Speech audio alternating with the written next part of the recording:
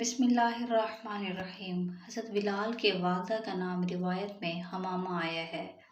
صحابہ اور روایات کے مطابق ان کا رنگ سیاہ تھا، قد اونچا اور کسی قدر دبلے پتلے تھے، لیکن جب صحابہ ان کی خصوصیات بتاتے تو کہتے تھے کہ وہ صادق اللقب تھے، ایک ایسے انسان جنہوں نے سب کچھ محنت اور جدوجہد سے حاصل کیا، اور یہ سب اللہ اور اس کے رسول صلی اللہ علیہ وسلم کی محبت کا نتیجہ تھا۔ آپ صلی اللہ علیہ وسلم کی جانب سے حضرت بلال کو 2 لقب دیے گئے۔ یہ 2 طرح کی خدمات تھی جو خود آپ صلی اللہ علیہ وسلم نے حضرت بلال کو دیں۔ ایک الخازن یعنی حضرت بلال آپ صلی اللہ علیہ وسلم کے ذاتی خزانچی تھے، اور دوسرا لقب جو آپ کا ہے وہ مؤذن رسول صلی اللہ علیہ وسلم ہے، جو کہ سب بخوبی جانتے ہیں۔ اور ایک حدیث میں رسول صلی اللہ علیہ وسلم نے حضرت بلال کو تمام مؤذنوں کا سردار کہا۔ تو دنیا میں جب تک جہاں بھی اذان دی جائے گی، اور حضرت بلال ان تمام مؤذن کے سردار ہیں۔ حضرت بلال رضی اللہ عنہ کا تعلق بنی جہر سے تھا۔ ان کی والدہ ایک غلام تھی جن کو امیہ بن خلف نے خریدا تھا۔ امیہ بن خلف اسلام کا دشمن تھا اور حضرت بلال پر طرح طرح کے ظلم کرتا تھا۔ ایک بار ایک قبیلے کے کچھ لوگ رسول صلی اللہ علیہ وسلم کے پاس آئے اور کہا کہ اللہ کے رسول، میری بیٹی کی شادی کسی سے کر دیں۔ آپ نے فرمایا بلال کے بارے میں کیا خیال ہے؟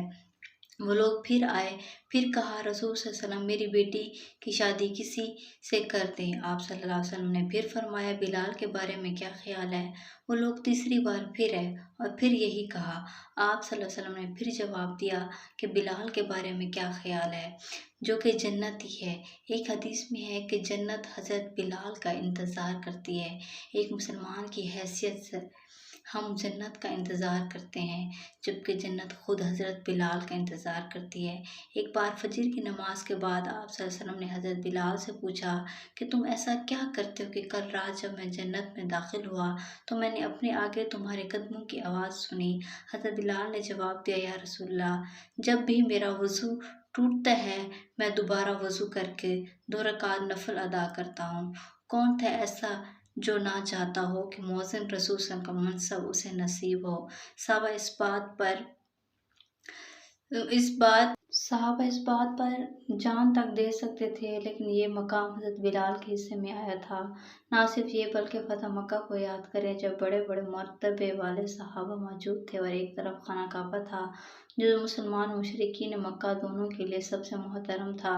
لیکن جب رسول صلی اللہ علیہ وسلم نے مکے کی چھت پر جا کر اذان دینے کے لیے بلایا، 2 ہی بار تھا جب رسول صلی اللہ علیہ وسلم کے علاوہ کسی اور کے کہنے پر حضرت بلال نے اذان دی۔ اس کے بعد حضرت بلال کی اذان نہ تو فرش والوں نے سنی اور نہ ہی عرش والوں نے۔